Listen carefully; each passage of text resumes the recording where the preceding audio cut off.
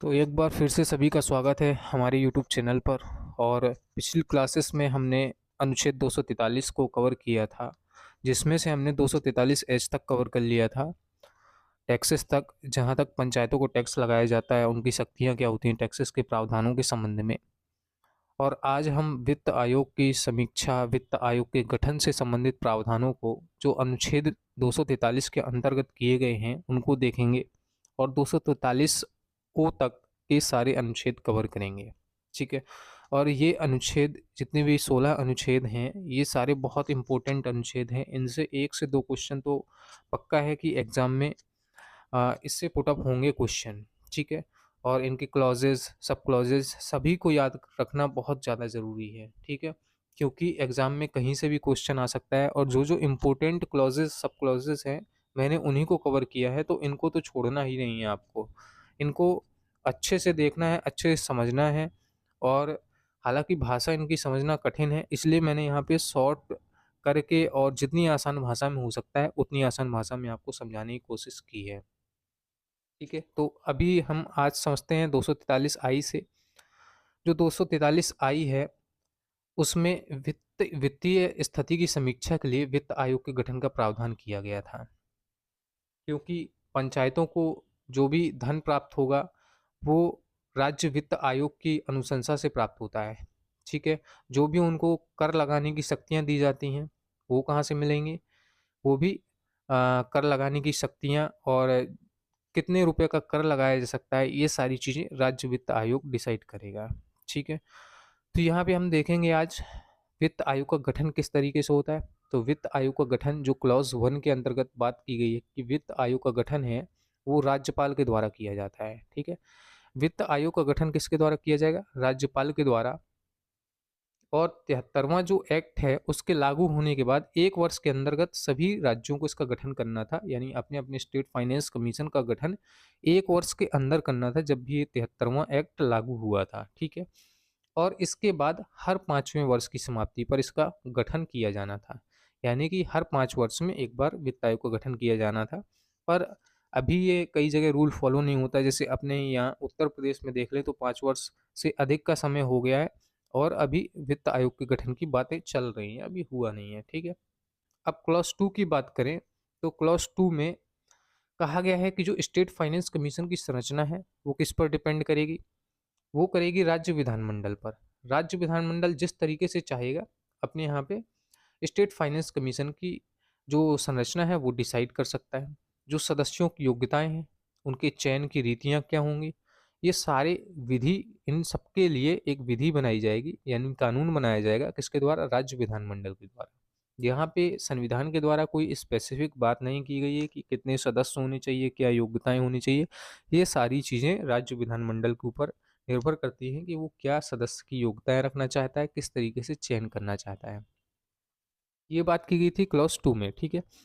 आगे हम बात करें तो स्टेट फाइनेंस कमीशन का उद्देश्य क्या था और इसके क्या कार्य होते हैं, ये डिफाइन किया गया है संविधान के अंदर।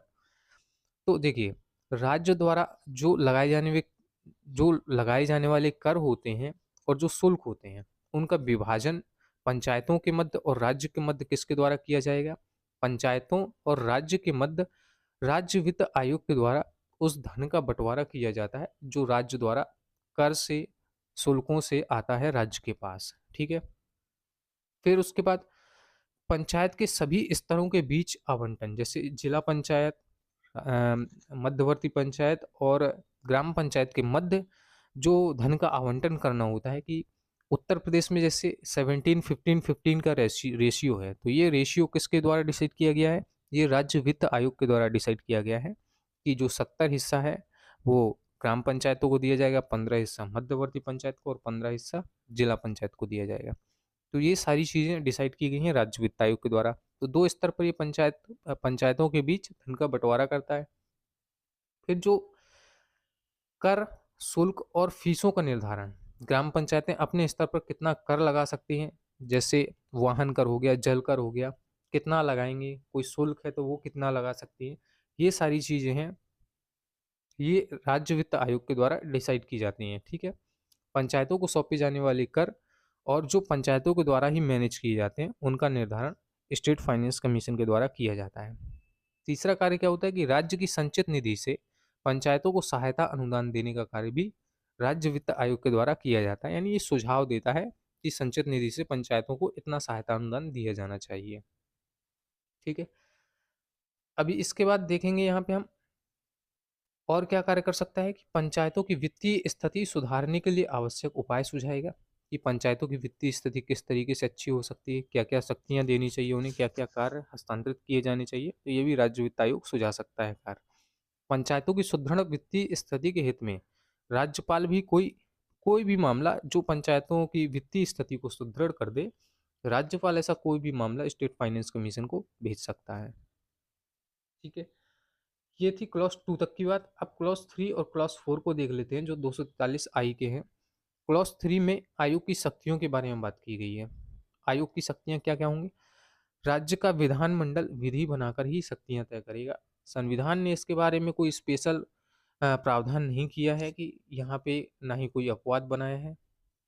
उसने कहा कि ये राज्य का विधानमंडल विधि बनाकर तय कर ले कि उसकी शक्तियां क्या होंगी, वो अपने आयोग को क्या शक्तियां देना चाहते हैं राज्य। ठीक है। तो ये स्टेट वाइज वेरी कर सकता है कि किसी राज्य ने अपने आयोग को कुछ और शक्तियां दे रखी हैं, किसी ने कुछ और शक्तियां दे रखी हैं। ठीक है। आयोग के कार्य करने की प्रक्रिया आयोग स्वयं निर्धारित करेगा। जो भी उसके प्रोसेस होते हैं, किस तरीके से कार्य होंगे आयोग के अंदर, वो आयोग स्वयं निर्धारित करेगा।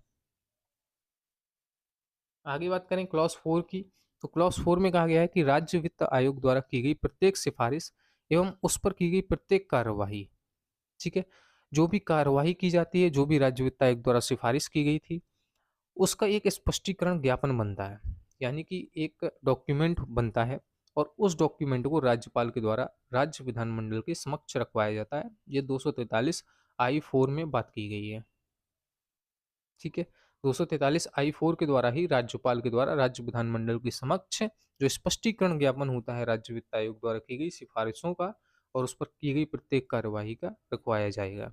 ठीक है। कहाँ पर? विधानमंडल के दोनों पड़लों में। अगर दो सदन है तो दोनों में रखवाया जाएगा, यदि एक सदन है तो एक सदन में रखवाया जाएगा। ठीक है। ये थी बात 243 आई की। अब हम बात करेंगे 243 जे। ठीक है। जे आपको पता है कि ऑडिट से संबंधित है। जे का संबंध है ऑडिट से। ठीक है। इसमें क्या है? खातों का लेखा परीक्षण, खातों के लेखा परीक्षण से संबंधित बात की गई है। और इसमें सीधा कहा गया है कि पंचायत लेखाओं का रख रखाव, पंचायत लेखाओं की लेखा परीक्षा, ये इसके लिए राज्य का विधानमंडल विधि द्वारा उपबंध करेगा कि वहाँ वो अपने यहाँ पर पंचायतों का किस तरीके से लेखा परीक्षा करवाना चाहता है, कौन अधिकारी होगा लेखा परीक्षा करने वाला, ये सब राज्य के विधानमंडल के ऊपर डिपेंड करता है। उनका रख रखाव कैसे किया जाएगा, कितने साल में लेखा परीक्षा की जाएगी, ठीक है, कितने साल के डॉक्यूमेंट्स रखने जरूरी हैं लेखा परीक्षा के लिए, ये सारी चीज़ें राज्य का विधानमंडल विधि द्वारा उपबंध करता है। तो ये भी स्टेट वाइज वेरी कर सकते हैं कि किसी स्टेट में कुछ और उपबंध हो सकते हैं और किसी स्टेट में कुछ और उपबंध हो सकते हैं। ठीक है। तो ये राज्य के विधानमंडल के ऊपर डिपेंड करता है। आगे बात करेंगे 243 के एक पर, ये है निर्वाचन से यानी इलेक्शन से संबंधित है। पंचायतों के जो भी इलेक्शन होते हैं उनसे संबंधित सभी प्रावधान 243 के में किए गए हैं। पंचायतों के चुनाव, इसमें 4 क्लॉजेस दी हैं। चारों क्लॉजेस को बारी बारी समझेंगे। क्लॉज 1, क्लॉज 1 में क्या कहा गया है कि पंचायत के चुनाव का संचालन, अधीक्षण, निर्देशन, मतदाता सूची की तैयारी, ये सब किसके अंतर्गत होंगे? राज्य निर्वाचन आयोग के अंदर। यानी राज्य निर्वाचन आयोग ही पंचायत के चुनाव को संचालन करेगा, अधीक्षण करेगा राज्य स्तर पर, उनका निर्देशन करेगा और मतदाता सूची की तैयारी करवाने का काम राज्य निर्वाचन आयोग का होता है राज्य स्तर पर। इसके बाद राज्य चुनाव आयुक्त की नियुक्ति किसके द्वारा की जाती है? राज्यपाल के द्वारा राज्य चुनाव आयुक्त की नियुक्ति की जाती है। क्लॉज 2 में बात की गई है कि राज्य निर्वाचन आयुक्त की जो सेवा शर्तें होती हैं और जो पदावधि होती है वो राज्य विधानमंडल विधि द्वारा उपबंध करेगा कि कितनी राज्य निर्वाचन आयुक्त की पदावधि होगी, उसकी सेवा शर्तें क्या होंगी। ये सारी राज्य विधानमंडल के ऊपर बातें छोड़ दी गई हैं संविधान के द्वारा। ठीक है। और इसके संबंध में राज्यपाल नियम भी बना सकता है कि उसकी सेवा शर्तों के क्या नियम होंगे, कितनी पदावधि होगी, उसको हटाया किस तरीके से जाएगा, उसकी योग्यताएं क्या होंगी, इसके संबंध में नियम बनाएगा। लेकिन ये नियम भी राज्य विधानमंडल के द्वारा जो विधि बनाई गई है उसके अंतर्गत रहकर ही बनाने होंगे, ठीक है? उनका ध्यान रखना होगा जो राज्य विधानमंडल ने विधियाँ बनाई हैं। आगे देखेंगे क्लॉज़ 3। क्लॉज़ 3 क्या कहता है कि राज्य निर्वाचन आयोग है जो, राज्य निर्वाचन आयोग को कृत्यों के निर्वहन के लिए कर्मचारी वृंद की जो पूर्ति है, वो किसके द्वारा करवाई जाती है? राज्यपाल के द्वारा उपलब्ध करवाए जाएँगे। जैसे अभी उत्तर प्रदेश में इलेक्शन होगा पंचायतों का, तो जितने भी कर्मचारी, क्योंकि जो राज्य निर्वाचन आयोग होता है, उसमें तो कुछ ही मेंबर होते हैं, 3 आयुक्त होंगे, एक मुख्य निर्वाचन आयुक्त होगा, तो 4 कर्मचारी तो पूरे स्टेट में करवा नहीं देंगे पूरा इलेक्शन। तो राज्य निर्वाचन आयोग को जो भी कर्मचारी वृंद हैं, वो राज्यपाल के द्वारा उपलब्ध करवाए जाते हैं, ठीक है? राज्यपाल सर्कुलेशन जारी करता है पूरे स्टेट के अंतर्गत कि कौन-कौन इस इलेक्शन ड्यूटी में शामिल होगा, ठीक है? वो सारे कर्मचारी वृंद राज्यपाल के द्वारा उपलब्ध करवाए जाते हैं राज्य निर्वाचन आयोग को। और जब तक इलेक्शन नहीं हो जाता है, जैसे डीएम हो गए और एसडीएम हो गए, एडीएम हो गए, जो टीचर्स होते हैं, गवर्नमेंट टीचर्स, ये सारे उस समय जब इलेक्शन होते हैं पंचायतों के, तो ये उस इलेक्शन ड्यूटी में शामिल हो जाते हैं और ये राज्य निर्वाचन आयोग के एज़ अ कर्मचारी कार्य करते हैं, ठीक है? आगे बात करेंगे क्लॉज़ 4। तो क्लॉज़ 4 में क्या कहा गया है? राज्य निर्वाचन आयुक्त को यदि हटाना है, अभी यहाँ पे एक चीज़ और देख ली, राज्य निर्वाचन आयुक्त को यदि हटाना है, तो उसको उच्च न्यायालय के न्यायाधीश के समान रीति से समान आधारों पर ही हटाया जा सकता है। जो उच्च न्यायालय के न्यायाधीश को हटाने के लिए प्रोसेस करनी होंगी राज्य के अंतर्गत, वही राज्य निर्वाचन आयुक्त को हटाने के लिए प्रोसेस करनी होगी। जितना बहुमत उच्च न्यायालय के न्यायाधीश को हटाने के लिए चाहिए होगा, उतना ही राज्य निर्वाचन आयुक्त को हटाने के लिए चाहिए होगा। जो भी आधार हटाने के लिए उच्च न्यायालय के न्यायाधीश को चाहिए होते हैं, वही आधार यहाँ पे राज्य निर्वाचन आयुक्त को हटाने के लिए भी चाहिए होंगे। दूसरी चीज़ ये भी कही गई है संविधान में कि नियुक्ति के पश्चात राज्य निर्वाचन आयुक्त की सेवा शर्तों में कोई भी अलाभकारी परिवर्तन नहीं किया जा सकता है। जिससे कोई हानि हो, मान लीजिए उसकी सैलरी कम कर रहे हो आप, या उसकी कुछ भी ऐसी सेवा शर्तें हैं जिससे उसको हानि हो रही है, तो वो परिवर्तन नहीं किया जा सकता है। और ऐसा क्यों किया जाता है? क्योंकि इससे किसी भी जो कर्मचारी है, जो राज्य निर्वाचन आयोग का या राज्य निर्वाचन आयुक्त है, वो स्वतंत्र रूप से काम कर सके, किसी राजनीतिक पार्टी के दबाव में ना आए, ठीक है? मान लीजिए कि अ, एक एग्ज़ाम्पल के तौर पे कांग्रेस ने यदि किसी का चुनाव किया राज्य निर्वाचन आयुक्त के तौर पर, ठीक है? कांग्रेस ने चुनाव किया, अब सरकार बदल गई, फिर आ गई बीजेपी। अब बीजेपी क्या कर सकती है कि बीजेपी की यदि फ़ेवर में नहीं होगा वो राज्य निर्वाचन आयुक्त, तो उसके जो पद की सेवा शर्तें हैं या उसकी जो सैलरी है, उसमें हानि कर देगी, क्योंकि वो उसके फ़ेवर में नहीं है।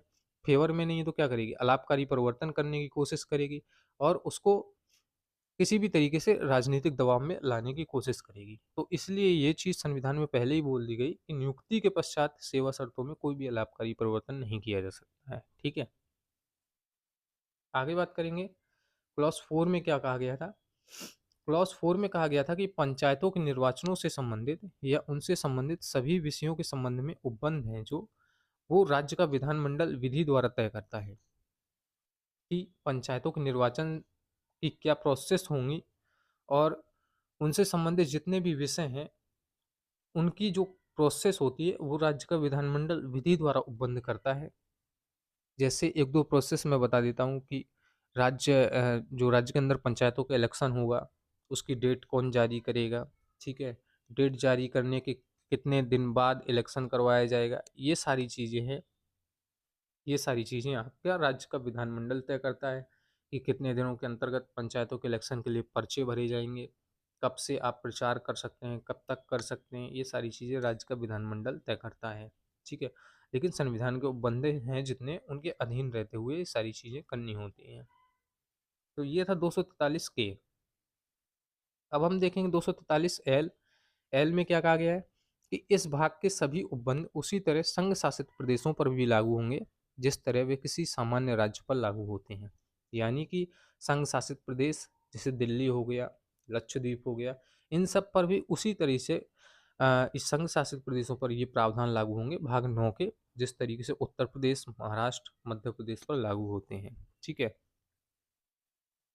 परंतु यहाँ पर एक अपवाद भी दे दिया गया कि राष्ट्रपति अधिसूचना द्वारा चाहे तो राष्ट्रपति यदि ऐसा चाहता है कि इस संघ शासित प्रदेश में इस भाग को लागू करना भी पॉसिबल नहीं है, ठीक है, या कोई दिक्कत आ रही है वहाँ पर लागू करने के संबंध में, तो राष्ट्रपति क्या करेगा, अधिसूचना द्वारा इस भाग के उपबंधों को किसी संघ क्षेत्र के भाग या संपूर्ण संघ क्षेत्र पर कुछ अपवादों के साथ भी लागू करवा सकता है।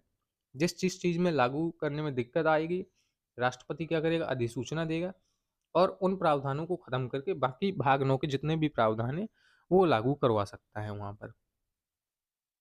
ये 243 एल में कहा गया है।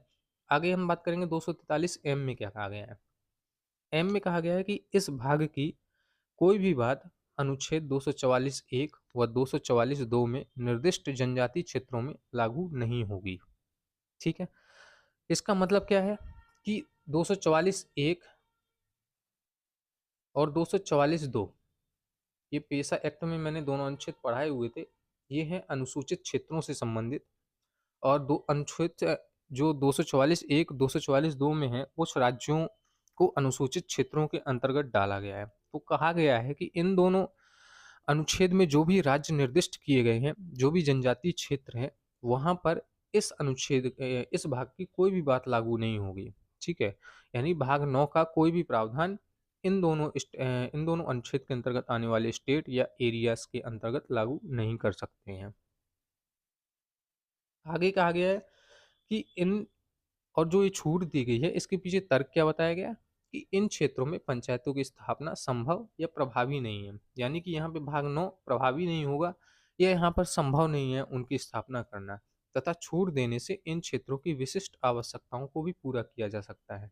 यदि यहाँ पर हम भाग 9 लागू नहीं करेंगे तो ये कुछ विशिष्ट आवश्यकताएं हैं, जैसे ये क्षेत्र बहुत पिछड़े हुए हैं, इकोनॉमिकली बहुत पिछड़े हुए हैं, सांस्कृतिक रूप से बहुत पिछड़े हुए हैं, तो यहाँ पे इनको एक तो लागू नहीं किया जा सकता भाग 9 के प्रावधानों को, और दूसरा यदि नहीं लागू करेंगे तो यहाँ पे कुछ विशिष्ट आवश्यकताएं हैं, ये खुद अपना मैनेज करके, यानी जैसे इन क्षेत्रों में क्या है कि डिस्ट्रिक्ट काउंसिल जो जिला परिषद होती है उसको बहुत ज़्यादा शक्तियाँ दी जाती हैं ताकि ये लोग खुद से अपना विकास कर सकें खुद की आवश्यकताओं के अनुसार, जो इनकी विशिष्ट आवश्यकताएं हैं ये लोग उन आवश्यकताओं को पूरा कर सकें। ठीक है, आगे बात करेंगे हम।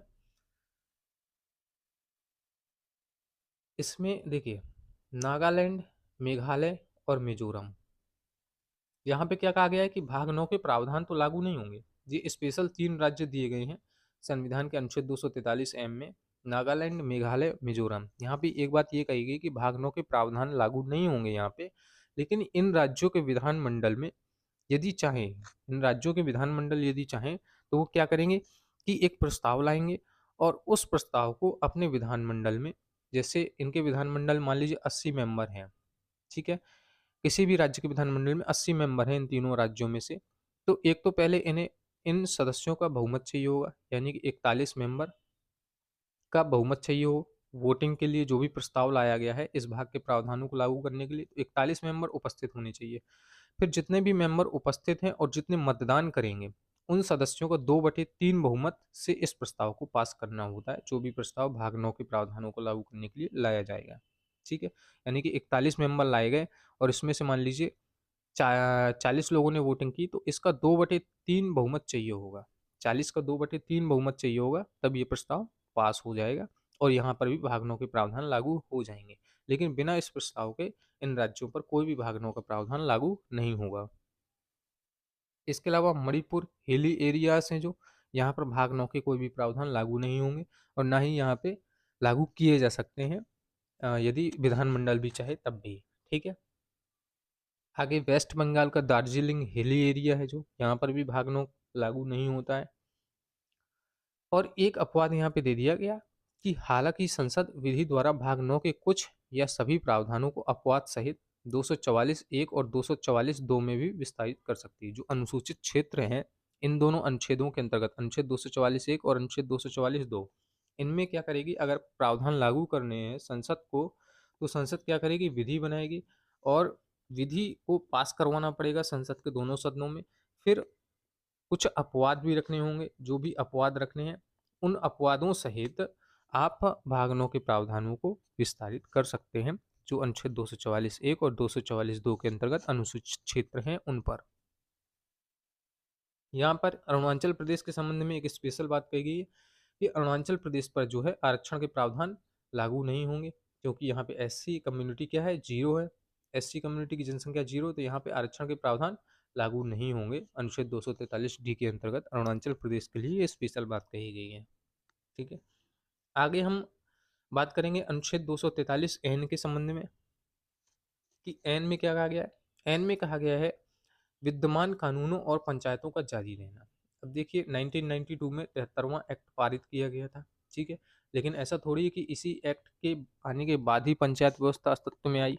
हर राज्य की अपनी पंचायत व्यवस्था पहले से अस्तित्व में थी। 1992 से पहले हर राज्य में किसी न किसी तरीके से पंचायत व्यवस्था अस्तित्व में थी, ठीक है। हालांकि त्रिस्तरीय पंचायती राज व्यवस्था 1992 के बाद आई। तो इसी संबंध में ये बात कही गई थी कि 1992 से पहले जो भी पंचायतें व्यवस्था अस्तित्व में है वो कार्य करती रहेंगी। कब तक? जब तक कि राज्य विधानमंडल इस संबंध में प्रस्ताव पारित करके इन पंचायतों को विघटित न कर दे, तब तक वो कार्य करती रहेंगी, ठीक है। और जो भी नियम है पंचायतों के संबंध में वो तब तक कार्य करते रहेंगे जब तक राज्य का विधानमंडल इसको खत्म न कर दे या उसमें संशोधन न कर दे, जो भी पंचायत व्यवस्था पहले से विद्यमान थी। तो यही बात कही गई, लेकिन 73rd अमेंडमेंट एक्ट 1992 से पहले जो भी पंचायत व्यवस्था जिस राज्य में विद्यमान थी वह तब तक बनी रहेगी जब तक कि उस राज्य का विधानमंडल उसे संशोधित या रद्द न कर दे। और जो भी पंचायतें इस एक्ट के लागू होने के पहले से कार्यरत हैं वो अपनी अवधि पूरी होने तक बनी रहेंगी जब तक कि राज्य विधानमंडल उन्हें प्रस्ताव द्वारा विघटित न कर दे। आगे हम बात करेंगे अनुच्छेद 243 ओ में। ओ में क्या कहा गया है कि पंचायत मामलों में न्यायालयों का हस्तक्षेप वर्जित किया गया है, ठीक है। निर्वाचन क्षेत्रों के परिसीमन, सीटों के आवंटन से जुड़े कानूनों पर किसी न्यायालय में सवाल नहीं उठाया जा सकता है।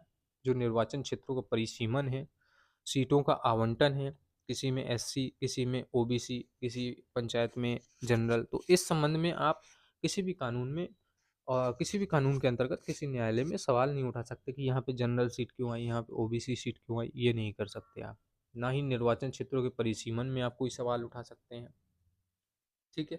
और पंचायत चुनाव से यदि कोई जुड़ा मामला है उस पर आपको सवाल उठाना है तो उसके लिए भी एक प्रोसेस तैयार की जाएगी। किसके द्वारा? राज्य विधानमंडल के द्वारा पूरी प्रोसेस तैयार की जाएगी, किस तरीके से आप सवाल उठाएंगे, किस अधिकारी से सवाल उठाएंगे, और उसी प्रोसेस को आपको फॉलो करना होगा यदि पंचायत चुनाव से जुड़ा कोई मामला है तो, ठीक है। तो इसके लिए भी राज्य विधानमंडल को शक्तियां दी गई हैं कि प्रोसेस तय करिए आप, अधिकारी तय करिए आप, किससे बात होगी। यदि कोई सवाल है पंचायत चुनावों से जुड़ा हुआ तो वो संबंध, उस संबंध में सारे प्रावधान राज्य विधानमंडल तय करेगा। तो ये 243 ओ हो गया। तो अब हम अनुच्छेद 280 को देखेंगे। यानी अनुच्छेद 280 में भी कुछ संशोधन किए गए थे, ठीक है। भाग 9 का जब प्रवेश करवाया गया 73वें संविधान संशोधन के बाद, तो उसके संबंध में अनुच्छेद 280 में भी एक नए अनुच्छेद का प्रवेश करवाया गया था। और वो अनुच्छेद कौन सा था? यानी 280 का क्लॉज 3 का सब क्लॉज जो बी था, क्लॉज 3 का सब क्लॉज बी, इसमें एक नए अनुच्छेद का प्रवेश करवाया गया था 3BB का, ठीक है। इसमें क्या प्रावधान किया गया था? इसमें कहा गया था कि राज्य वित्त आयोग द्वारा की गई सिफारिशों के आधार पर केंद्रीय वित्त आयोग राज्य में पंचायतों के संसाधनों की पूर्ति के लिए राज्य की संचित निधि में वृद्धि करने के आवश्यक उपाय सुझाएगा, ठीक है। यानी राज्य वित्त आयोग किससे सिफारिश करेगा? केंद्रीय वित्त आयोग से, कि पंचायतों के संसाधनों की पूर्ति के लिए राज्य की संचित निधि में वृद्धि करने के लिए आवश्यक उपाय सुझाइए।